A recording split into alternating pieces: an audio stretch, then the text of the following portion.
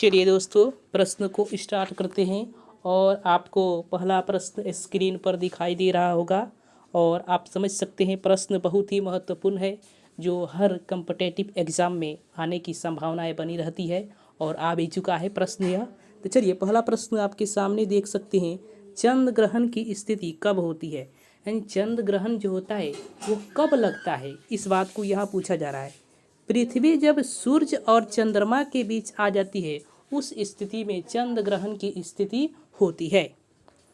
अब आ रहा है अगला प्रश्न, कर रहे सबसे बड़ी अंतःस्रावी ग्रंथि कौन है। यानी शरीर की सबसे बड़ी अंतःस्रावी ग्रंथि, उसका नाम है थायराइड ग्रंथि।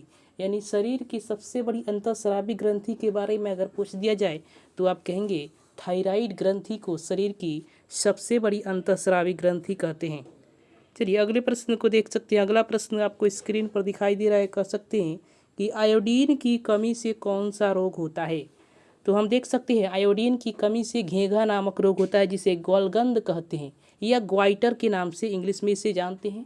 आप देख सकते हैं अगला प्रश्न आप स्क्रीन पर देख सकते हैं। अगला प्रश्न कर रहे, थायराइड ग्रंथि किस हार्मोन का स्राव करती है। थायराइड ग्रंथि द्वारा जिस हार्मोन का स्राव होता है उस हार्मोन का नाम यहाँ पूछा जा रहा है। तो उस हार्मोन को कहते हैं थायरॉक्सिन हार्मोन। थायरॉक्सिन हार्मोन जो होता है थायराइड ग्रंथि के द्वारा स्रावित किया जाता है।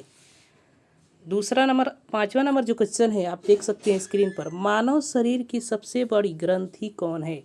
तो मानव शरीर जो है उस मानव शरीर की सबसे बड़ी ग्रंथि का नाम क्या है। तो यहाँ देख सकते हैं लीवर। और सबसे बड़ी अंतःस्रावी ग्रंथि पूछ दे तो आप वहाँ देखेंगे थायराइड ग्रंथि जो थायरॉक्सिन हार्मोन का स्राव करती है। अब आते हैं अगले प्रश्न की तरफ। अगला प्रश्न आपके सामने देख सकते हैं कि कोबाल्ट धातु में कौन सा विटामिन पाया जाता है।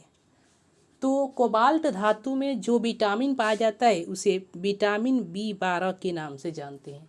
विटामिन B12 जो होता है कोबाल्ट धातु जो है उस कोबाल्ट धातु में पाया जाता है। कोबाल्ट का संकेत जो होता है CO होता है। आते हैं अगले प्रश्न की तरफ। अगला प्रश्न है, कह रहा है कि सबसे लंबी कोशिका कौन है। यानी शरीर की सबसे लंबी कोशिका, इसे न्यूरॉन बोलते हैं, न्यूरॉन। अगर हिंदी में बोलना चाहेंगे तो हिंदी में इसे तंत्रिका तंत्र के नाम से जानते हैं। तो शरीर की सबसे लंबी कोशिका, अगर लंबी कोशिका के बारे में पूछा जाए तो आप लिख सकते हैं कि न्यूरॉन या तंत्रिका कोशिका या तंत्रिका तंत्र कोशिका।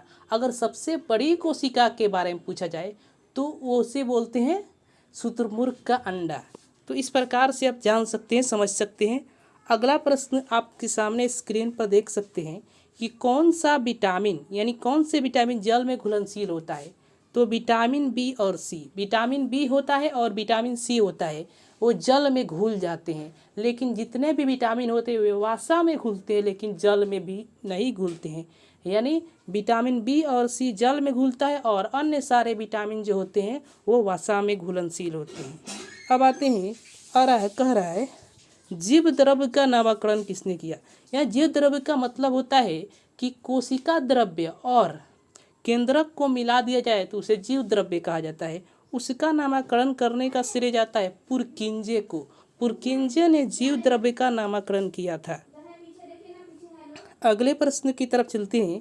प्रोटीन की फैक्ट्री किसे कहा जाता है। राइबोसोम, यह एक कोशिकांग है जिसे प्रोटीन की फैक्ट्री के नाम से, तो प्रोटीन की फैक्ट्री किसे कहा जाता है। तो प्रोटीन की फैक्ट्री जो है राइबोसोम को प्रोटीन की फैक्ट्री कहा जाता है।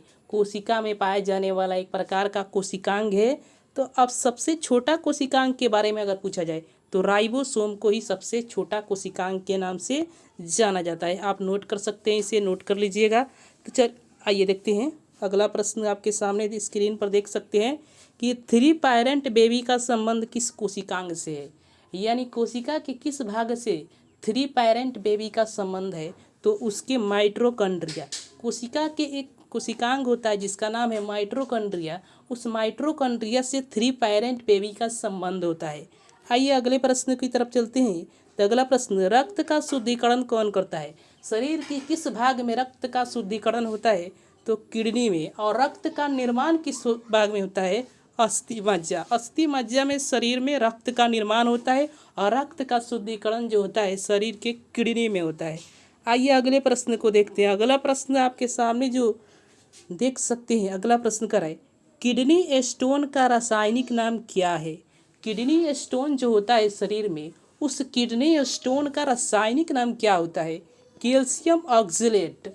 कैल्शियम ऑक्सलेट के नाम से जाना जाता है जो होता है किडनी स्टोन, जिसे हम पथरी के नाम से जानते हैं, इसका रासायनिक नाम होता है। अगला प्रश्न देख सकते हैं कि कोशिका की ऊर्जा मुद्रा किसे कहते हैं? यानी कोशिका की ऊर्जा मुद्रा एटीपी को कहते हैं। और यहाँ ही पूछा जा रहा है एटीपी का फुल फॉर्म क्या होता है? Adenosine triphosphate. एटीपी का जो फुल फॉर्म होता है एडेनोसिन ट्राइफॉस्फेट। अब आइए कह रहा है, कवक और शैवाल का सहजीवी क्या है? कवक और शैवाल जो होता है उसका सहजीवन क्या कहलाता है? सहजीवी यानी साझा करते हैं तो क्या बनता है? लाइकेन बनता है। और लाइकेन का उपयोग यहाँ पूछा जा रहा है। लाइकेन का 18 नंबर क्वेश्चन जो पूछा जा रहा है,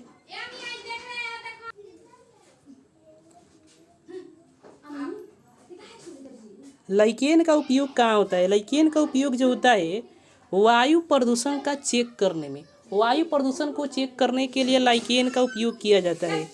अगला प्रश्न आप देख सकते हैं। अगला प्रश्न स्क्रीन पर, रेबीज का टीका किसने खोजा? रेबीज का टीका खोजने का श्रेय जाता है लुई पास्चर को। लुई पास्चर ने रेबीज का टीका खोजा। अब अगला प्रश्न आप देख सकते हैं 20 नंबर जो प्रश्न कह रहे, ऊर्जा का 10% प्रवाह नियम किसने दिया? लिंडेमान ने ऊर्जा के 10% प्रवाह नियम अर्थात ऊर्जा का एक दिशीय प्रवाह नियम दिया। किसने? लिंडेमान ने। तो चलिए दोस्तों, यही हमारे प्रश्न समाप्त होते हैं और अगले प्रश्न के साथ अगले वीडियो मिलते हैं। तब तक के लिए धन्यवाद। चैनल को लाइक और सब्सक्राइब कर दें और शेयर भी कर दें।